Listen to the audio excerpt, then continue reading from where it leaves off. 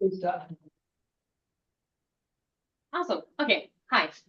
I was already introduced. I'm Lisa. Quickly to myself, I did actually study international tourism at RTU, and then afterwards I've done PhD program in sustainability transition at the University of Aberdeen. And yes, I recently joined the team of Invisible Cities in back in February. And the reason why I thought it was relevant to introduce this organization to you guys is because this organization tries to kind of utilize tourism to help the local community. And yes, this is pretty much what I would like to discuss with you today. And okay, so what is Invisible Cities? Invisible Cities is a social enterprise that was formed roughly 10 years ago in Edinburgh by our CEO, Zakia. And we are trying to train people that were affected by homelessness or social disadvantage to become kind of walking tour guides of their own city. Pretty much design it, research it themselves so that their voices are being heard and that they have a source to kind of learn more transferable skills, and on top of that, have an income next to it. And maybe through the experience with us, kind of get other jobs afterwards. We do not believe really in labels or stereotypes to kind of try to get rid of the stigma around homelessness and social disadvantage, because let's be honest, we could all at the end of the day be affected by it. Nobody knows what happens tomorrow. I mean, I think COVID showed us that. This is our CEO, Zakia. Like I said, it was founded in Edinburgh, and right now, with the help of our partners, we are expanding UK-wide. Currently, we're already in Glasgow, Manchester, Cardiff, York, and now Aberdeen, and we continue to spread further. And the reason why Invisible Aberdeen was a little bit of an interesting one is exactly this one.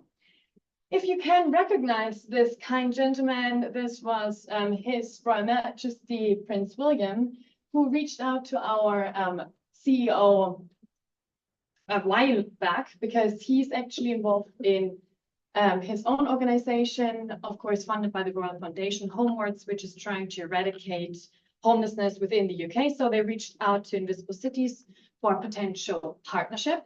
And this is why he attended our launch event at the end of March. That is happening. At the end of March. And this is where we also kind of, this is where we celebrated the graduation of the first cohort of our trainees, which you can see over here. These are our trainees. These are some partners, His Royal Majesty, and this is the team, Invisible Aberdeen, Invisible Cities, pretty much. So how did we actually reach this milestone? Let's take a step back in time. So a few months, even before I started, Zakia kind of already started forming local partnerships with Social Bite, Aberdeen Serenians, which are both involved in the homelessness space and try to support the community as much as possible. And then, of course, Homeless Aberdeen, Royal Foundation, 7 incorporated trades, which are in Trinity Hall, and then ABZ Works and Aberdeen City Council overall. But what did we like? What is actually the how does the training look like? So we get our new guides ready for either doing a tour or just take the skills that they learned towards different employment. So on one of the days, we were like, okay, we have to showcase how it really is to be a walking tour guide. So we invited Sarah, who is a blue badge guide. She freelances, so she's pretty much a walking tour guide full time. She talked about the ups and downs, to be honest to the trainees, what they would sign up for if they actually become the Invisible Cities employees as walking tour guides. Then on another day, because one of the big issues is that, of course, public speaking is a bit of a challenge. Talking in front of a lot of people, a little bit daunting. So we invited Ishbel Smith from the Heart in Mouth, an organization in Edinburgh that pretty much tries to empower everybody to become amazing public speakers, and not just like the confidence, but like how to stand the right way, how to breathe the right way, and pretty much learning by doing. Then we were shown around by Shona Baker, manager of the 7 incorporated trades, which are in the Trinity Hall. And we got shown around this beautiful, really underrepresented building. And we are going to hopefully do a tour together with them soonish. Then on another day, we invited Kate Deacon and Ian Sean from another Edinburgh company, Media Education CSC. They taught us about the art of storytelling. Like, how can you engage your audience in a really emotional way? Like from reinventing fairy tale stories to trying to connect seemingly unconnected pictures with the art of words and just amazing stories. Then I invited one of my former professors, which apparently is a thing of me because I invited Peter to speak here as well, to help with another training session, customer care, where he, Steve, pretty much talked about the theory behind customer care, and then took us out on the streets to really show in person how to take care of the customer, take care of the surroundings. Where do you position yourself during a walking tour? So everybody sees you, everybody hears you, but you're not disturbing anyone around. How do you cross the street properly? Pretty much everything you need to know about customer care, keeping people safe, but still creating an amazing experience. And then we went to Balgony Lodge, which you can reach when you walk through Seaton Park. This is a house that was bought for the Scottish summerist parents, Thomas Glover. And Thomas Glover, if you don't know, was born here and pretty much introduced the Industrial Revolution to Japan. And their main goal is that we work with the organization ABBA-SAFE, with the CEO, Lewis Richardson, to hopefully come up with another tour to shine more light on Thomas Glover's connection to Aberdeen and their organization work, because ABBA-SAFE is all about training the local community to be safer with everything they do, pretty much.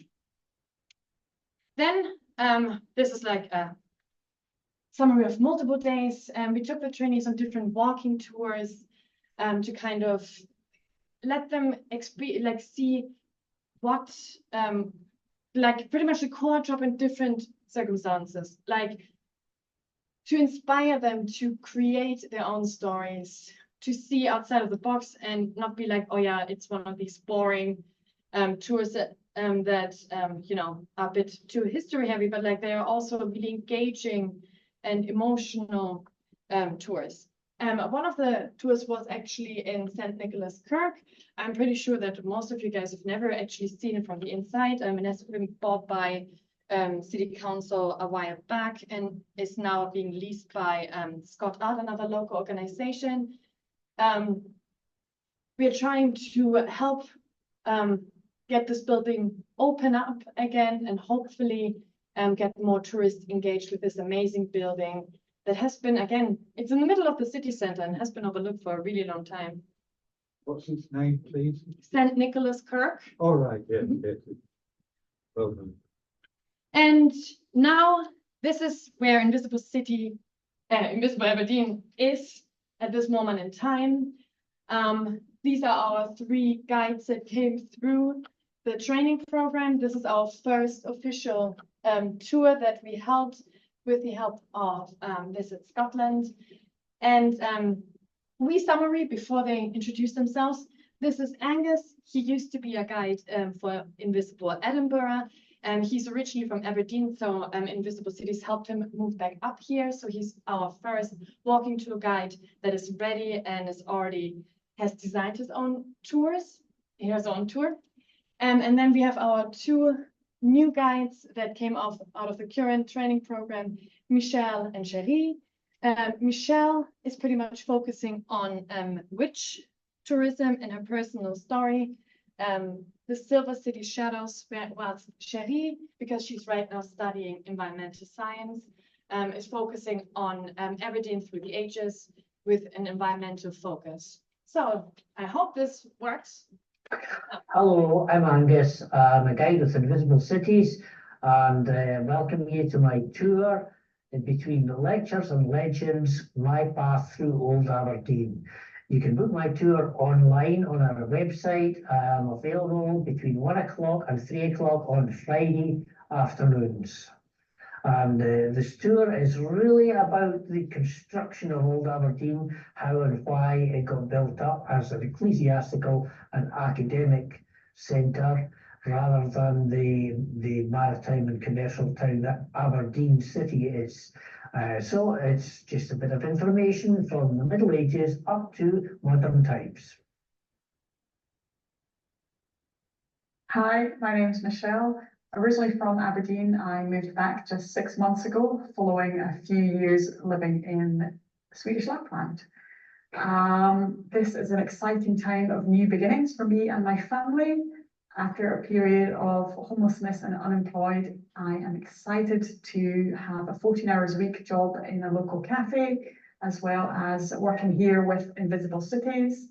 I am passionately researching a topic that is close to my heart, and I'm excited to soon be sharing my tour, the Silver Cities Shadows, looking at witches, stolen lives, and the legacy of invisibility.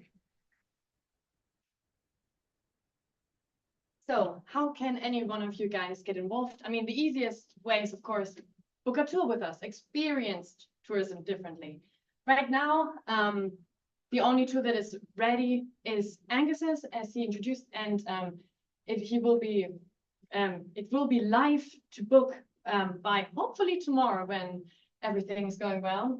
Then, of course, as I mentioned, tour content collaborations with local organizations. When you can think of any organization that would like to work with us and our guides to, come up with new inventive ideas to showcase our Silver City and really help reinvent it as a tourism destination, just drop us an email or just come up to me. We're really open for any suggestions. And the new training cohort will start in winter, and we will probably trying to set up similar training sessions. So if you can think of anyone that would like to jump on that opportunity with Invisible Aberdeen, again, drop us an email, contact us. So last but not least, of course, a call to action. Everybody hates it, but we literally just started. So I would much appreciate if you could hopefully follow us on Instagram, because yes, social media is how marketing works these days. And of course, if you would like to experience Aberdeen in a different way, from tour guides who really engage with the city in their own unique way from an emotional perspective, here's the booking link. Angus's tour will be hopefully up there sooner rather than later. And yeah, that's me. Thank you so much.